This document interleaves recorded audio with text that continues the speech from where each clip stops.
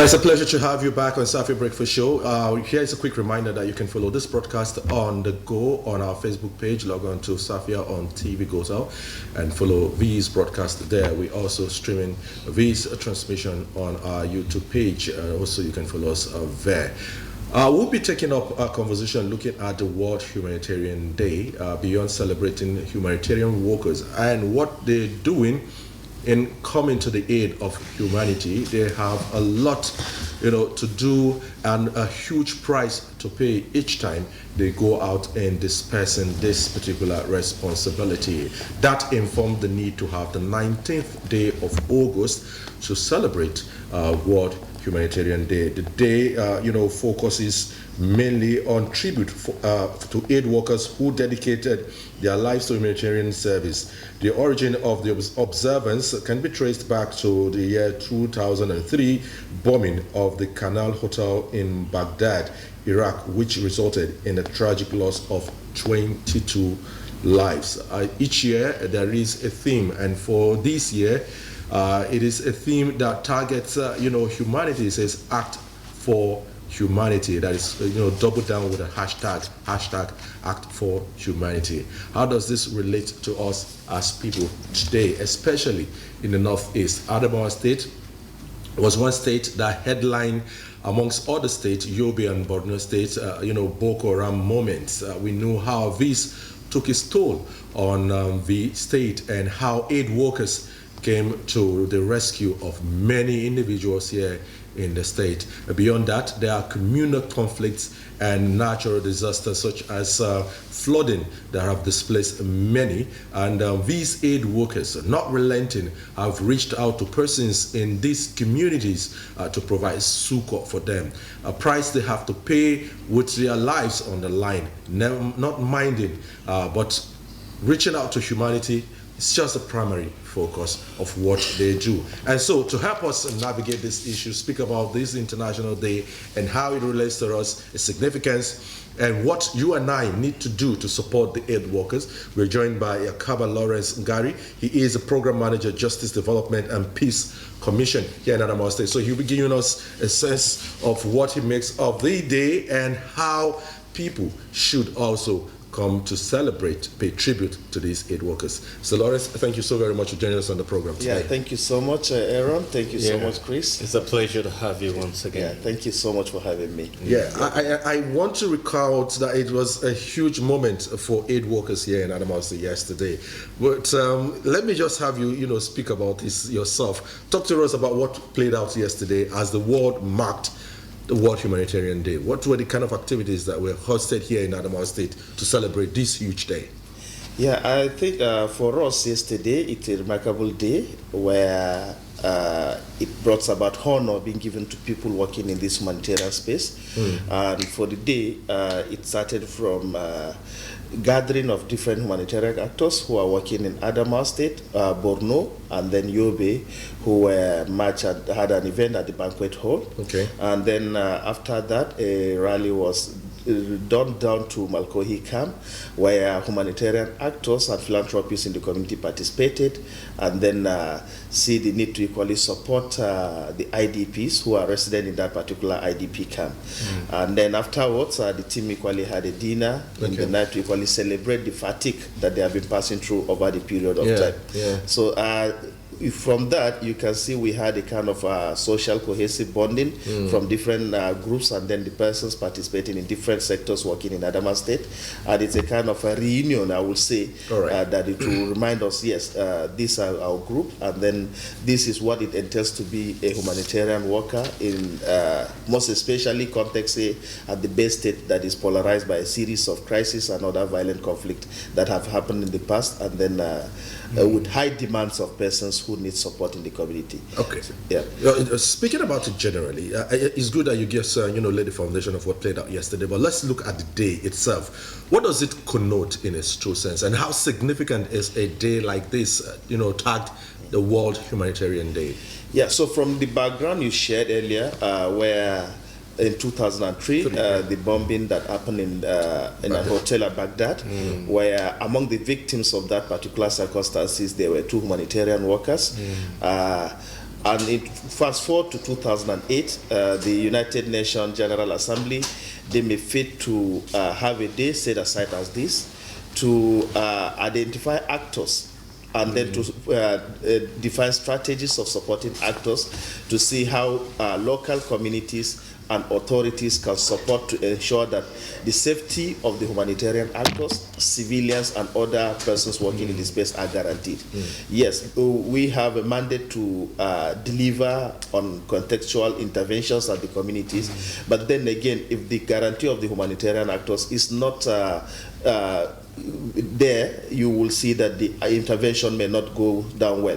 So for this, it's a reminder to the authority and the communities on how we need to take care of people who are serving us in this community in terms of guaranteeing their safety and then other related needs that they will also have at the cost of discharging their duty. So this is to create awareness to the general public on how we need to work collectively as a community, both with the humanitarian actors, the civilians, and other related persons working in the humanitarian sector. Since 2003, would you say you feel rather impressed in kind of level of awareness being created about the work these aid workers and actors do to help humanity? Do you think we have an increased awareness out there in the public domain?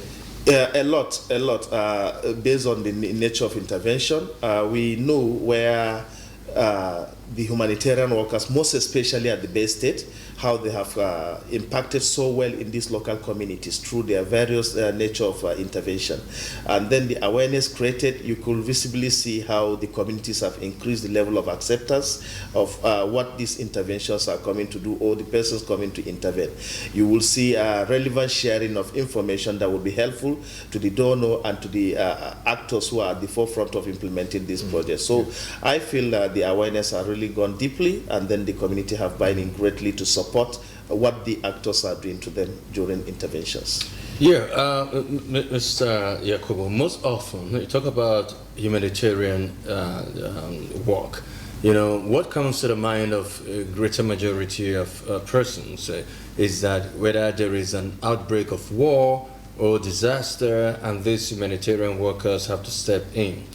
But talk to us again in respect to current realities of the country in terms of hunger, economic, starvation, and so on. At what role, or at what point rather, that the humanitarian agent or humanitarian workers, step in such kind of regard? Because I bring this up as a reason why people should also have a distinction that, okay, palliative sometimes may not necessarily be an act of humanitarian workers, isn't it? Yeah. Give us a sense of view, what difference this can make in terms of whether it's palliative given to the people, is humanitarian work, or we have to wait until there is a disaster so that humanitarian workers should step in. So for the humanitarian actors, I believe there are measures of intervention that we do, one which is proactive, and then in other way, we also do reactive measures. For instance, proactive, we establish structures or strategies that will even mitigate those disasters or conflict from happening. Okay. For instance, we are very, very much aware where different actors have supported community to establish early warning systems using sustainable community structures, where through that they support them to strengthen their early warning response mechanism. Yeah. So through that we envisage a way where if that is strong and then stable in these communities, disasters may not happen. If, for instance, if they have a very good structures of conflict mediation that they will also leverage on, it will discourage the way of letting that conflict escalate into violence. If they have a way of proper management of the environmental resources, for instance, how to take care of the environment, clearing of bushes, and then clearing of water waste, and then related water waste that the people usually don't take cognizance of taking care of such facilities, you will see that the disasters at all may not even happen.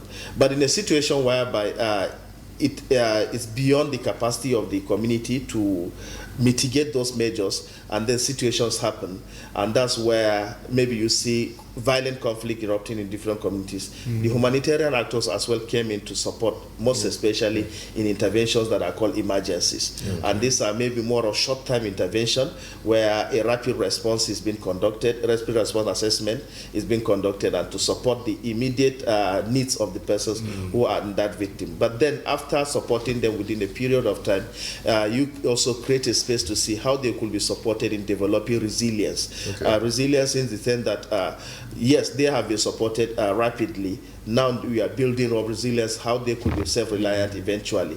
And then afterwards, you will come in to see how you can equally do a lot of reconstruction, and then developmental activities that will be more of a durable solution and sustain in those communities after the exit of your interventions. All right, I understand that, of course, humanitarian work is an all-encompassing, in the sense that it is a collection of people with different expertise, that fuse in, to making up the team. For instance, now, there are those who are undergoing post-traumatic stress disorder.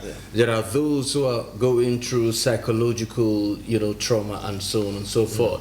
In discharging your duties as humanitarian workers, at what point that you begin to designate this is actually someone who is in need of psychosocial therapy, this is where one who is in need of either psychiatric intervention, or as a matter of fact, let's just say when it comes to faith and creed, intervention. Talk to us about the multifaceted expertise that forms, the humanitarian body entirely, or do all of you just move in at the same time to replace who are in need for of instance, the same? you're representing justice, development, peace, mission. How do you form, your team structure, to assign responsibility to every player? So for us, for every organization working in this space has a thematic area that it covers.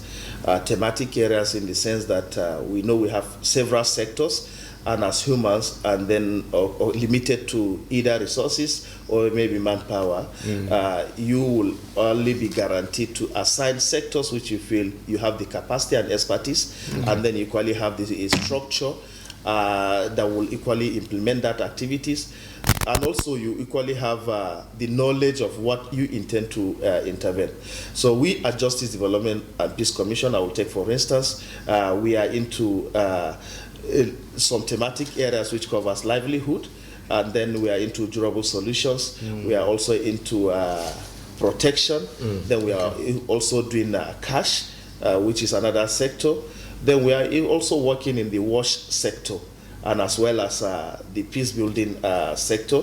So these are some of the basic mandate that JDPC takes upon itself. Yes, despite the fact that this is what we do. If we see any intervention that is outside what we do, we don't go for it, because already we are mandated to do this intervention. And then reaching out to how you identify what intervention or at what intervention we should come in. These are born out of the general context review that is done annually through the coordination of the UN OCHA. For instance, there are humanitarian cadre harmonization that is done annually, and this gathers and gives you the information of context that is happening in Nigeria, in the Northeast, and of course the Adamawa state, to be specific. And these are needs identified in base of different sectors. What are the needs in relation to health? What are needs in relation to peace building? And what are the needs in relation to livelihood? And through that, you will have a kind of context update to tell you these are the evident need in Adamawa state, to be particular. Are we delving into these communities? We will equally conduct an assessment to identify whether these needs are still evident, or immediately after the release of those reports, the needs are no longer evident. And that will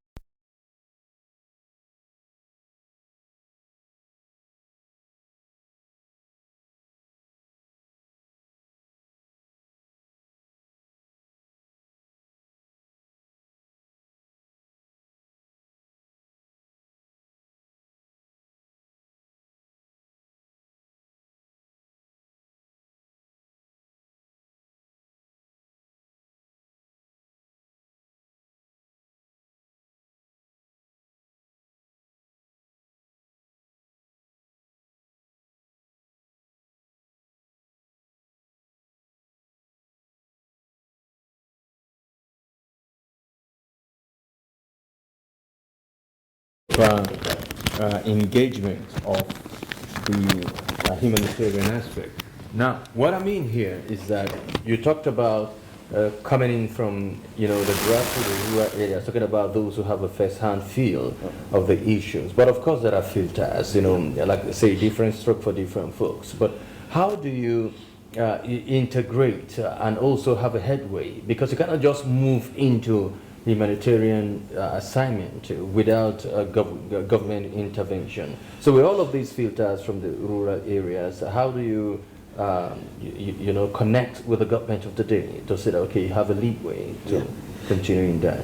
Yeah, so for our drivers of activities, the government structures, be it at the state, national, and local government levels, and even at the world and then the community level, the government are the leading structure of all intervention.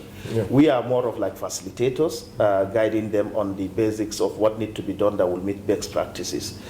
So from the onset of the intervention, talking about the planning, the designing, implementation, and evaluation, the government take the lead, where we give technical expertise to share this is how it should be done best. This idea is done deliberately to ensure that we believe eventually donors coming into Adamawa State, Nigeria, and maybe Africa may decide to cease funding. But the government sustains itself on a daily basis. So once these ideas are given to them, the government take up the responsibility to ensure that, yes, this is an activity of JDPC or any other organization that is coming to do, but then it is for the community. And then all the idea of the project, it is being handed over to the community. And even during exit, all structures, for instance, if it is water facilities, schools constructed, are all handed over to the government. And then the government take the lead of the process. So we would take priority in terms of sustainability so well at the beginning of our interventions to ensure that the government is part of it and they know the community very well. And there are policies guiding the intervention of the actors working in every state or local government, where we must align with what the government of the day is saying. If we could recall, during the last elections that were held, there was an ultimatum that all NGOs should stop work. Exactly, and I was to draw reference to that, and also draw reference to what the Borno State governor had to do. Yes. How do organizations manage such kind of moments? Yeah, so that's why we work closely with the government from the design. We usually have a risk analysis. One of the risks we do identify is changing government policies. It's possible while you are implementing a project, there will be a change in government policy. What will you do then? Okay. And so that will not take us unaware. We usually also have a mitigative prospect on that particular risk. For instance, we will need to work closely with the government authorities, aligning with their best practices, policies that we feel are equally mandated, and where we feel we should equally share a kind of a suggestion on how those policies can be modified to effectively address the needs of the persons in the community.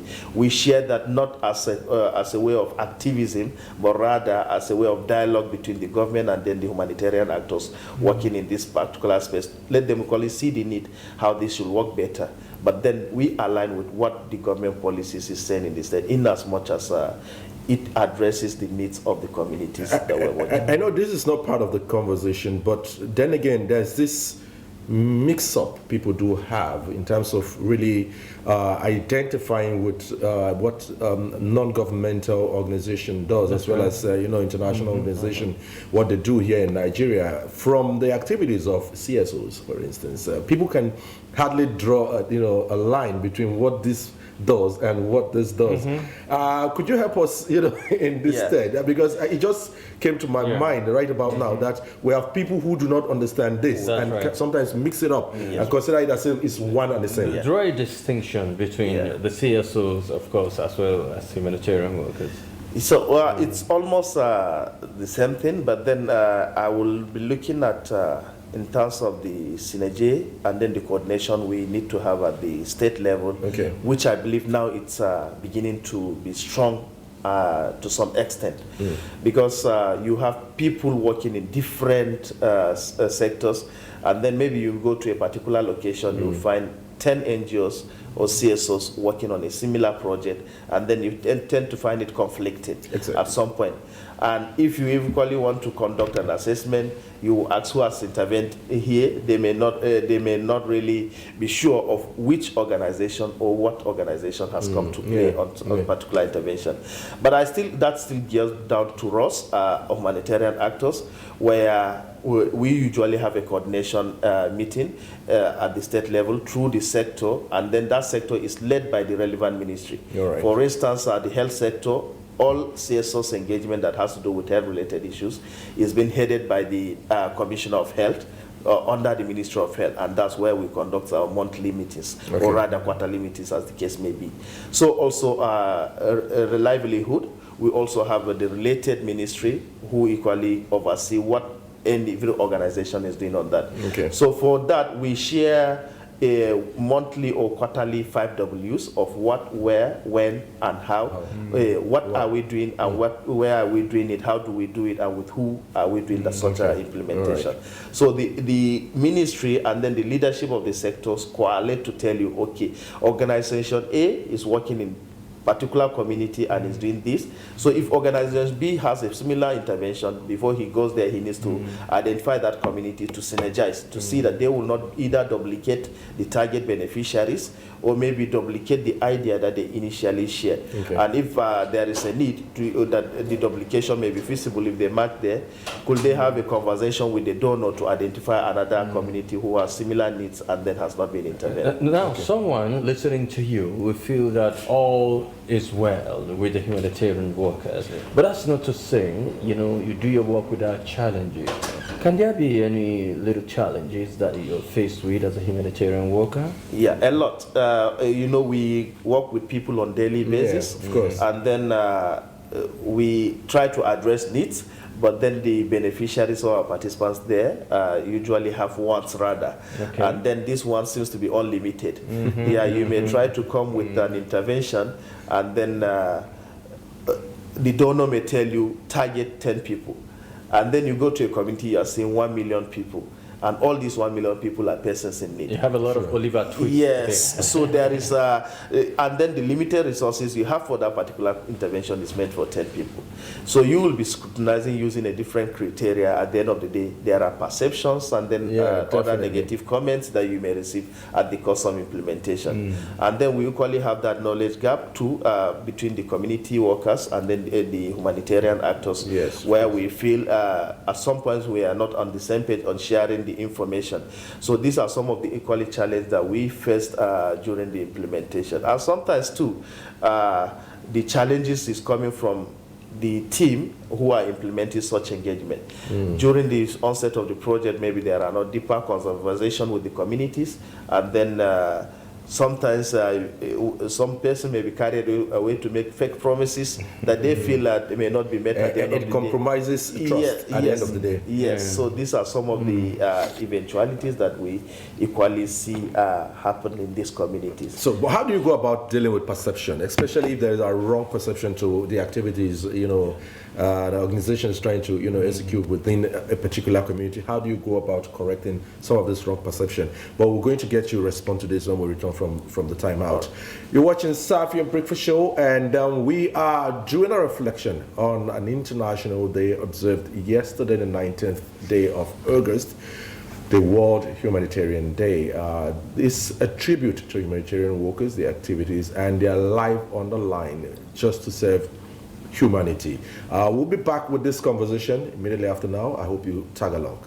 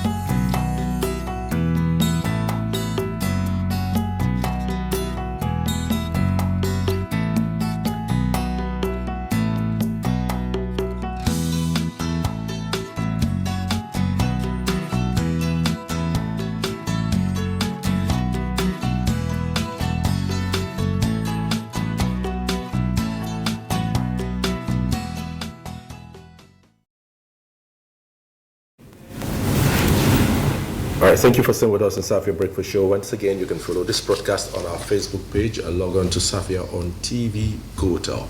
I was doing a reflection on the International Day, World Humanitarian Day. What do you know about what humanitarian aid workers do to help sustain humanity?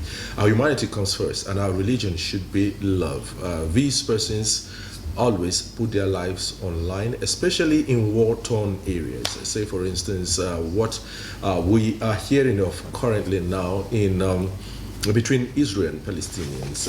Aid workers are there to provide support for those who are vulnerable and have been affected by these crises. This is the kind of activities they do. Beyond that, they also put their lives on the line to help those that have been affected by natural disasters such as tsunami, earthquakes, flooding. They are always there on the ground to provide succor for them. And in conflict-torn areas, be it communal clashes or farmers' herders clashes, something that's kind of peculiar with us if you're trying to bring it back home to roost. These persons are there also to help those victims that have been affected by these kinds of conflict. But also, they have intervention in the area of education. They have intervention in the area of sanitation. They have intervention that cuts across health, and you name it. It's a long list of activities that these aid workers do or humanitarian workers do. And so we're talking about the day, its theme, which says act for humanity.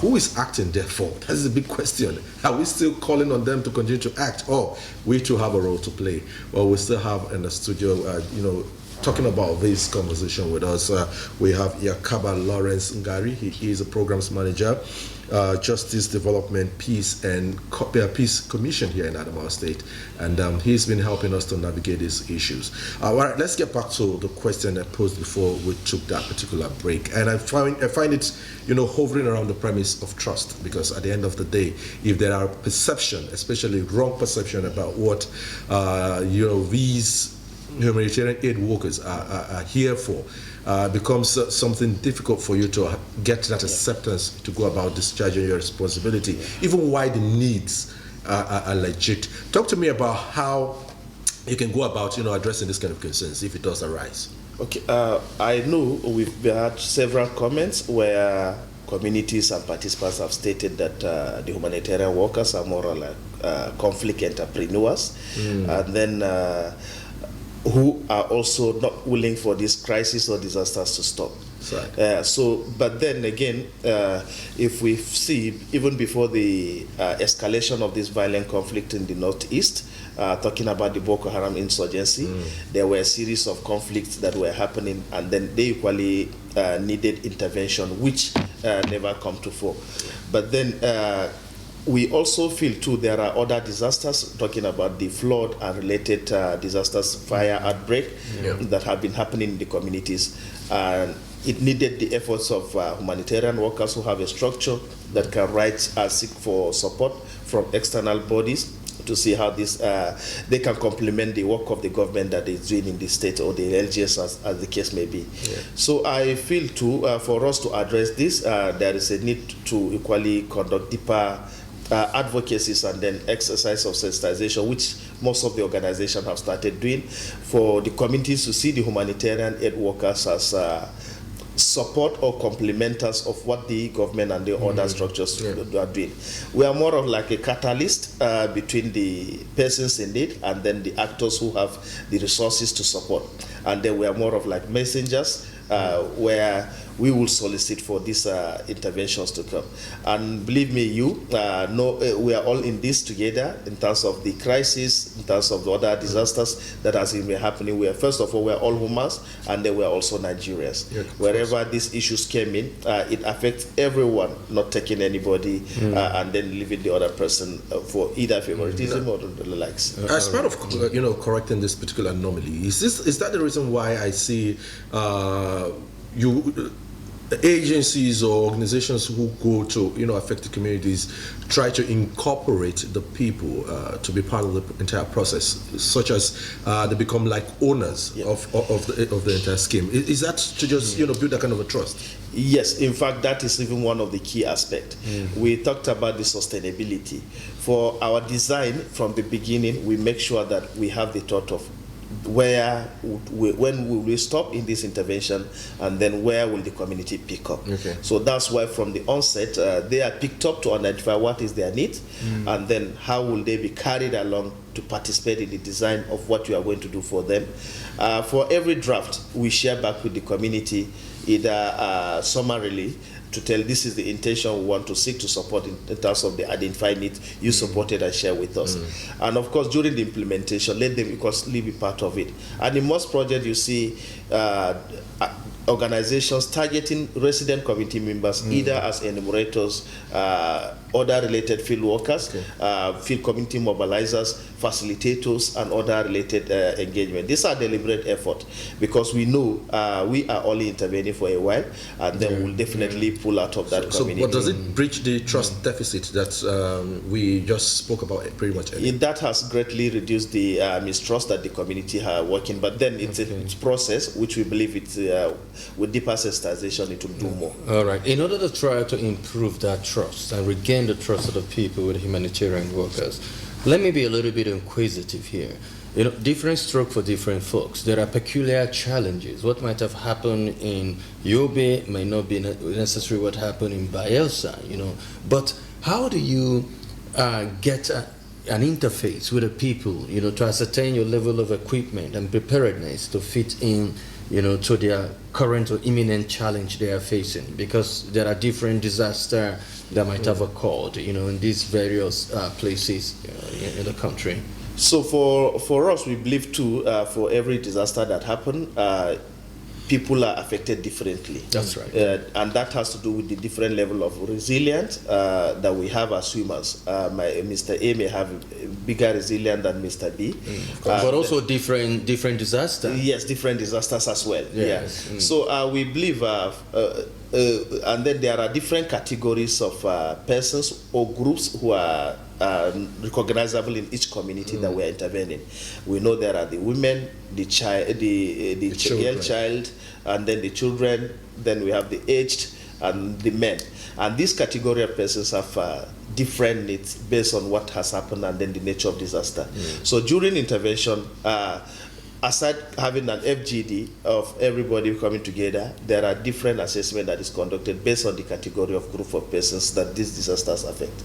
And that informs our decision, and then the nature of idea or information will be communicated that will inform the design of entirely what we want to intervene. At the end of the day, you will see after the series of FGD, then we decide to say, okay, this disaster would need only to attend to children. And that is where our intervention will center on. As all right. Now back to what everyone asked you earlier as regards to trust. Yeah. Some of these persons, when they see humanitarian workers, they feel this is government. This is government. Yeah. And in a situation where you are unable to meet to their demand, because the heart surge and yearnings of a human, cannot be insatiable, isn't it? Yeah. But how do you pacify such persons that you're not here to meet to their ultimate demand generally and maximally, to meet to their needs? Okay, so for you to save yourself out of this at the end of the intervention is to enhance your communication level adequately. Okay. You need to communicate so well to these persons to know this is what I'm here to do, and this is the target I have at the end of the day. So that they shouldn't expect more than that. Yes, so anything after that. I remember in one of the communities we did a cash intervention. After engaging with the different groups of stakeholders, and then the youth, the women, the children, and then the elderly, when we come to have a harmonized meeting, one of the youth stand up and say, with what you shared with us, I think just target our women, leave us out of it. So it was a communication well understood at the beginning of the intervention, and that saved us out of big mess at the end of the day. Okay, one thing I would need for you to talk about, we've not actually, gotten your perspective to the theme for the day.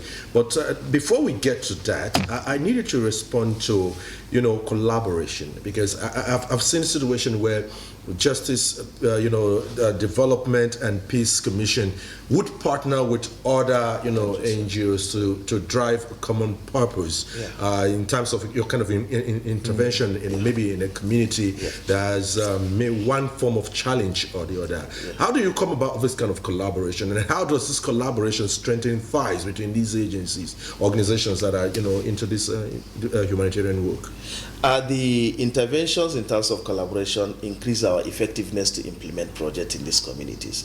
As I'm even speaking with you, we were having a plan last week. We had a plan last week to have an awareness on promoting peaceful coexistence among communities in Numan local government. Okay. And through bilateral communication, an organization, Volunteers for Emergencies, Disasters and Risk Reduction in Adamawa State, VEDRI, also have the same plan where they equally targeted almost the same period we'll be doing.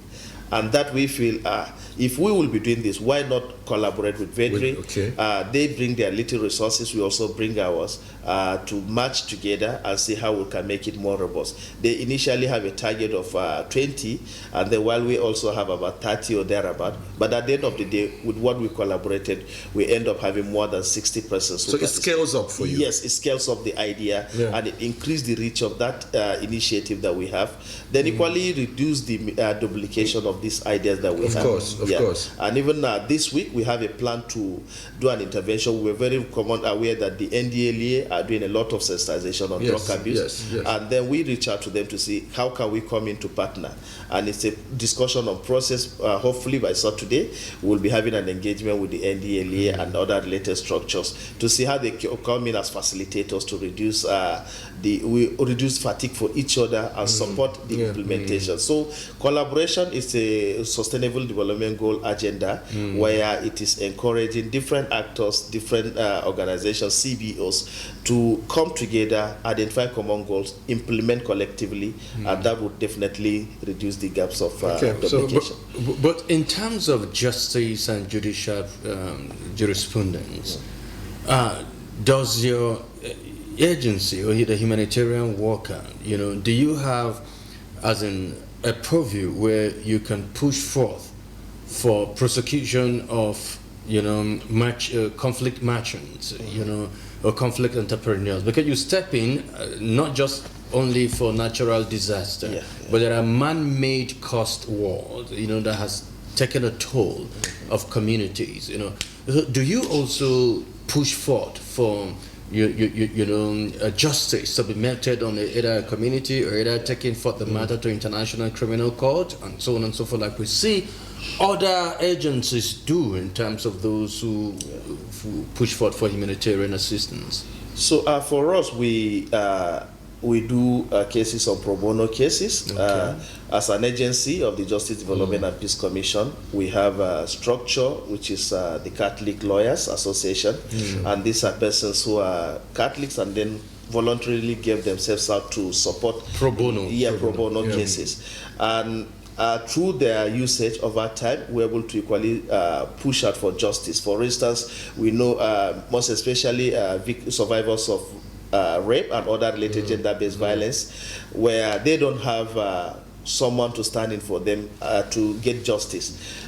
We at Justice Development and Peace Commission, we freely give that lawyers who over time has equally secured in getting justice for persons who were victimized in such related cases. And then there are issues, I believe, too, which are sometimes bigger to us. We do a lot of referrals because we have great partnership with the Federation of Women Lawyers. We also have the Human Rights Commission. The Human Rights Commission. We also do a lot of partnership, and then we share. We refer such cases to them, not only referring to stop, but then we ensure we follow up to see where has the case taken to. And through that, we're able to support some persons to get justice. And I believe, too, we've been seeing the efforts of the Catholic Bishop of Yola over almost every year during Easter periods, where his support in the release of persons who are made either wrongfully convicted or other related. So we do a lot of that to see that the justice system is being salvaged. Okay, as the name connotes, Justice Development Peace Commission, JDPC, of course, you have a lot to, beyond social justice also, you also advance for the rights and protection of people. But let's come to the theme, because it's a very illustrative theme.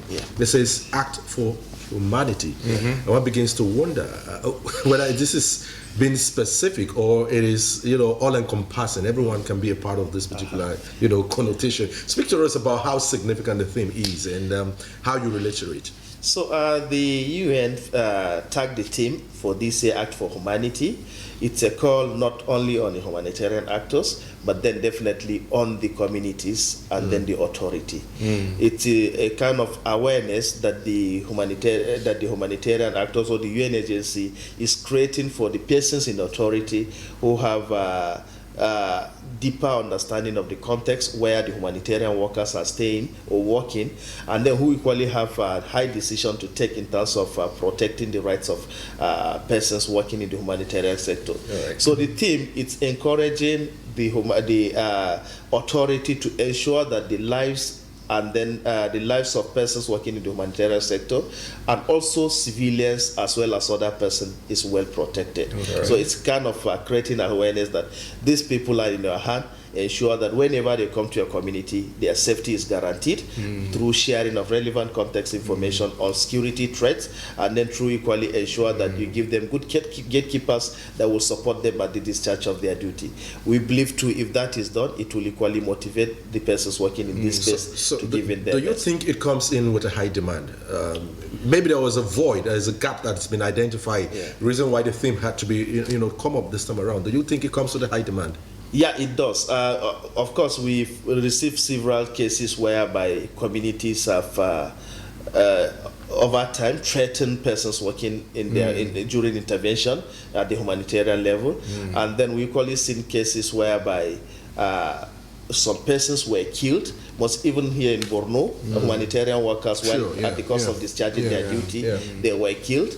And then we equally seen cases whereby humanitarian workers were victimized on several cases. Even during intervention, if you don't have a well-coordinated environment during that plan, mobs may come in to disrupt your interventions at the process, end up lynching persons working in this space. So it's a call that they feel it's a gap that communities need to come together, talking about the traditional leaders, religious leaders, the youth group, persons living with disability, and other participants that are resident in this community, as well as the authority at the government structure, talking about both the securities and then the non-security actors, to ensure that they cover the persons working to address the needs of people that have been identified. But it's about inclusivity. Inclusivity. That's what I wanted to ask you. Do you need to be a member of JDPC before you can be humanitarian or human passionate before you attend to certain challenges of humanity? Yeah, so I think humanity, first of all, once you're a human being, you have the attribute of becoming a humanitarian person. So that human passion. Because I think I learned there are instances where I've heard about philanthropists who have resources to give and they don't want to do it for people to know that they are the ones actually doing it. They call the relevant organization and say, this is what I have to offer. Go about executing it for me, and they do that. I don't know. I think I heard about a lot of it. And I think I will also share with the structure that we have one of the Mennonite Church, who is founder of JDPC. One of the key things they do is they have a thrift shop where persons came in to donate anonymously. And then they donate these items where people equally serve there as sales representative without being paid. This is their own local contribution as well. At the end of the day, the proceeds have been sent down to support persons in need. So as long as you are humanly compassionate, you can also be a humanitarian. Says we should all think about how humanity first and our religion should be love. And if That's we can think correct. about that, I think we can get somewhere. Yeah. Well, Mr. Lawrence, it's a pleasure. Thank you so very much. Thank you so And much. we hope that the Chris. JDBC would continue to do what it's doing into improving the livelihoods of thousands here in Adamawa State, and not just in Adamawa State, because we have it across Nigeria, isn't That's it? correct. Yeah. Thank you so very much. Thank you so Thank you much, so Aaron. much. Thank you so much, Chris. Thank you. It's Yeah. our pleasure, Thank as you. usual. Okay, so this is where we have to drop the anchor on the show today. I hope you've had an informed time with us, talking about the World Humanitarian Day observed on the 19th day of August, which was yesterday. Many thanks for your time and company. My name is Aaron Isaac. To have a blissful day.